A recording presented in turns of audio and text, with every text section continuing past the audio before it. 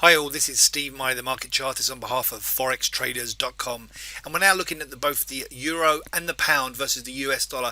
And the US dollar in here generally over the last few weeks, similar to the sell-off we've seen in here from really early to mid-May, seeing a significant, the US dollar seeing a significant rally versus most currencies. So this is euro lower, US dollar higher. Just going to dip into a couple of other currencies here. Look at the Aussie dollar.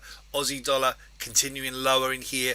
US dollar stronger, New Zealand dollar lower, about to make a more bearish statement actually, the New Zealand dollar through 66, 64 potentially early this week. But all of this showing US dollar strength, okay? So US dollar strength, euro weakness in here. Friday we saw another acceleration lower. We'd previously broken 112.13 to negate bullish pressures from this whole rally for the euro from the beginning of December of last year, and that's run really right the way through this year. So the break of 112.13 neutralizing bullish pressures, but the more recent setback over the last week through 111.42 and the very weak close here on Friday, setting up a more bearish theme for the euro, but really reflecting US dollar strength and bearish risk now to 110.55, and maybe as we go through into early to mid-June as deep as 108.23, 108.21 support all the way down here.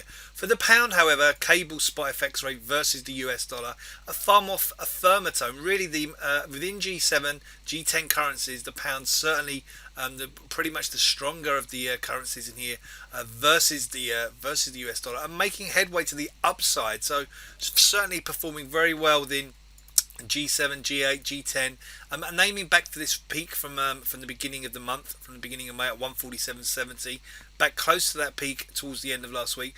Did have a little setback on Thursday and Friday, but we do see upside threats through 147.70 and maybe up towards 150 as we go into the early part of June, and maybe even higher targets as we head into the Brexit vote. So the euro joining many of the other currencies are more negative as we've gone through the last week into late May.